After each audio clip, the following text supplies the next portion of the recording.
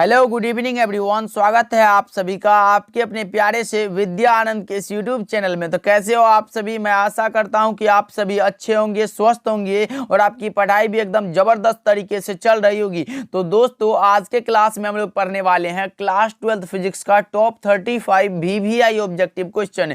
ये 35 ऑब्जेक्टिव आपकी बोर्ड परीक्षा के लिए बहुत ही ज्यादा इंपॉर्टेंट है। तो भाई मेरे आज के क्लास को आप हमारे साथ लास्ट तक देखना और इन सारे प्रश्नों को सही सही याद कर लेना। ओके, तो चलिए क्लास को स्टार्ट करते हैं। और पहला नंबर सवाल आपके सामने, आप चैट सेक्शन में सही सही आंसर लगाते चलो। देखिए, उत्तल लेंस द्वारा किस दृष्टि दोष को दूर किया जाता है। अब आपसे पूछा जा रहा है कि कन्वेक्स लेंस के द्वारा कौन सा दृष्टि दोष दूर किया जाता है। तो यह किया जाता है हाइपरमेट्रोपिया को, यानी कि दूर दृष्टि दोष को। Option number B right answer हो जाएगा 1 का। अगर आप भी बी लगा रहे हो तो सही जवाब हो जाएगा। चलिए दूसरे नंबर सवाल की ओर बढ़ते हैं। आपके सामने आ चुका है, एक स्वस्थ व्यक्ति के आंख के लेंस की फोकस दूरी लगभग होती है, कितनी होती है? फोकस दूरी पूछा गया है, तो आप लगा सकते हो 2 centimetre. Option number B right answer हो जाएगा।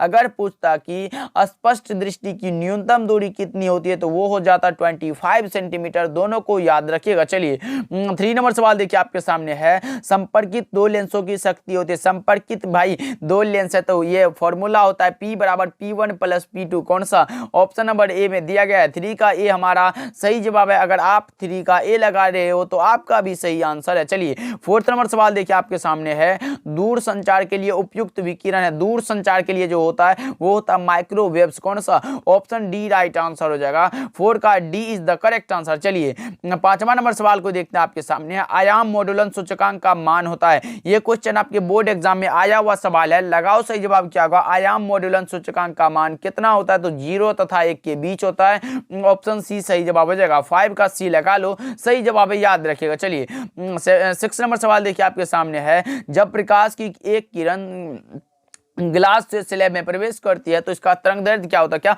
जब प्रकाश की एक किरण ग्लास से स्लैब में प्रवेश करती है तो इसका तरंगदैर्घ्य जो होता है वो डिक्रीज होता है, यानी कि घट जाता है। ऑप्शन ए सही जवाब हो जाएगा। 6 का ए इज द करेक्ट आंसर। चलिए 7 नंबर सवाल को देखते हैं। आपके सामने आ चुका है, प्रतिघात का मात्रक है। प्रतिघात का मात्रक क्या होता है भाई? तो प्रतिघात का मैंने बताया था, प्रतिघात आए, प्रतिरोध आए, प्रतिबाधा आए, कुछ भी आए तो आप लगा लेना। कौन सा? ऑप्शन नंबर बी सही जवाब हो जाएगा, ओम हो जाएगा, याद रखिएगा आप सभी। चलिए नेक्स्ट सवाल की ओर बढ़ते हैं। 8 नंबर सवाल आपके सामने आ चुका है, हाइड्रोजन स्पेक्ट्रम की कौन सी श्रेणी दृश्य भाग में पड़ती है। ये भी क्वेश्चन आपके बोर्ड एग्जाम में बहुत बार आ चुके हैं, इसीलिए याद कर लीजिएगा कि हाइड्रोजन स्पेक्ट्रम की कौन सी श्रेणी दृश्य भाग में पड़ती है। तो बामर श्रेणी। ऑप्शन बी सही जवाब हो जाएगा। 8 का बी लगा रहे हो आप तो सही जवाब हो जाएगा। चलिए 9 नंबर सवाल देखिए आपके सामने है, किलोवाट घंटा मात्रक है। इस क्वेश्चन को मैं जितना भी आई लगाऊं, जितना भी लगाऊं उतना कम है, क्योंकि आपके बोर्ड एग्जाम में हर एक बार आते हैं।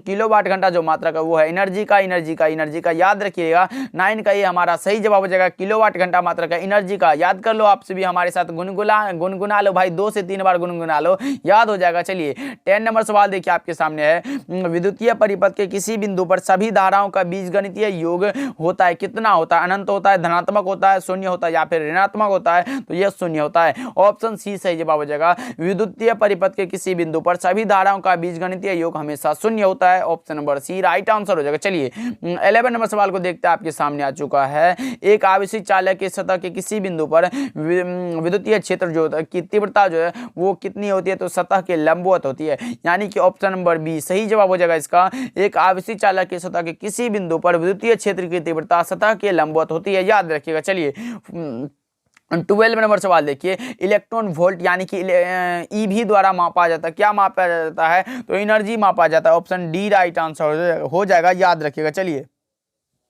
13 नंबर सवाल देखिए, लेंस का नियम संबद्ध है।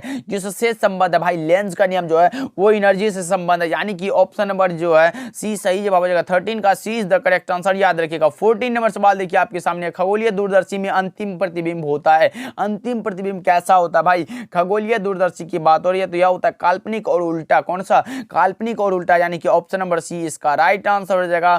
और आज हम लोग 7 बजे करने वाले हिंदी का 50 most important objective question question, तो जरूर जुड़िएगा हमारे साथ, बहुत ही इंपॉर्टेंट क्वेश्चन करने वाले हैं, जरूर जुड़ना 7 बजे। ओके, चलिए देखिए 15 नंबर सवाल आपके सामने आ चुका है। प्रकाश के अनुप्रस्थ तरंग की पुष्टि करता है, कौन करता है भाई? तो आप लगा सकते हो कौन सा, ध्रुवण को। ऑप्शन सी सही जवाब हो जाएगा। प्रकाश के अनुप्रस्थ तरंग की पुष्टि करता है किसको भाई? तो ध्रुवण को। 15 का जो सही जवाब हो जाएगा ऑप्शन नंबर सी लगा लो, राइट आंसर हो जाएगा। चलिए 16 नंबर सवाल को देखते हैं आपके सामने है। एक पतले फिल्म के रंग का कारण है, क्या है? एक पतले फिल्म का जो रंग का कारण है वो हो जाता है व्यतिकरण, इंटरफेरेंस हो जाता है। Option number B right answer हो जाएगा। चलिए 17 नंबर सवाल को देखते हैं आपके सामने है। स्वप्रेरकत्व का मात्रक है, स्वप्रेरकत्व का जो मात्रक है, अगर सिर्फ प्रेरकत्व होता तो भी आप लगाते हैं कौन सा? हेनरी। 17 का जो सही जवाब हो जाएगा हेनरी, याद रखिएगा आपसे भी। चलिए 18 नंबर सवाल को देखते हैं आपके सामने है।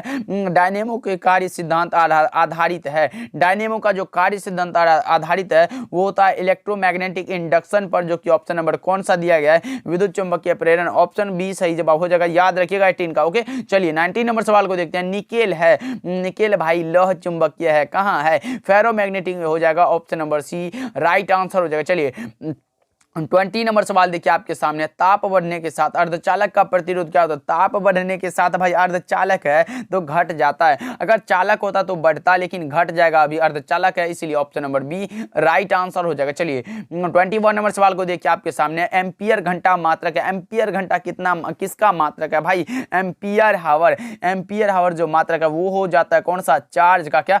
चार्ज का जो सही चार्ज हो जाएगा ऑप्शन नंबर कहाँ है? ऑप्शन बी में दिया गया, राइट आंसर हो जाएगा। चलिए 22 नंबर सवाल देखिए आपके सामने है। जब किसी एमीटर को शंट किया जाता है तो इसकी माप सीमा क्या होती है? जब किसी एमीटर को शंट करते हैं तो इसका माप सीमा बढ़ जाता है भाई।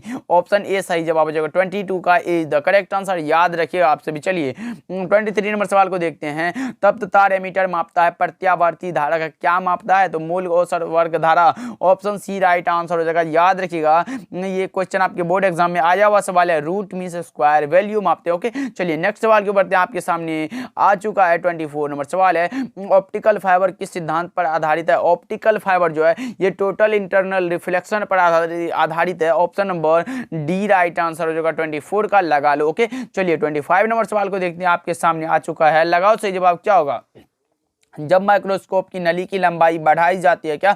जब माइक्रोस्कोप की नली की लंबाई बढ़ाई जाती है तो आवर्धन क्षमता क्या होती है? तो यह भी सीधे रूप से बढ़ जाती है, यानी कि 25 का ऑप्शन नंबर ए सही जवाब हो जाएगा। चलिए 26 नंबर सवाल देखिए। पी टाइप अर्धचालक में यानी पॉजिटिव टाइप है भाई, कौन सा? छिद्र हो जाएगा, होल हो जाएगा, याद रखिएगा। चलिए 27 नंबर सवाल देखिए आपके सामने है। प्रकाश के अनुप्रस्थ तरंग की पुष्टि करता है किसको भाई? ध्रुवण। ऑप्शन नंबर सी में दिया गया है, राइट आंसर हो जाएगा। 27 का जो है सी सही जवाब हो जाएगा, याद रखिएगा। चलिए 28 नंबर सवाल देखिए। उत्सर्जित फोटो इलेक्ट्रॉन की ऊर्जा निर्भर करती है, किस पर निर्भर करती है? तो यह जो निर्भर करती है वो निर्भर करती है वेवलेंथ ऑफ लाइट पर, यानी कि प्रकाश के तरंग दैर्ध्य पर। ऑप्शन नंबर बी सही जवाब हो जाएगा। चलिए 29 नंबर सवाल को देखते हैं। इनमें कौन आवेश रहित है, कुछ भी चार्ज नहीं है, वो हो जाता है अल्फा, कौन सा भाई? तो वो हो जाता है फोटोन। ऑप्शन नंबर सी में दिया गया है, राइट आंसर हो जाएगा। अल्फा कण बीटा कण इस पर तो चार्ज होता है, याद रखिएगा। चलिए 30 नंबर सवाल देखिए आपके सामने है।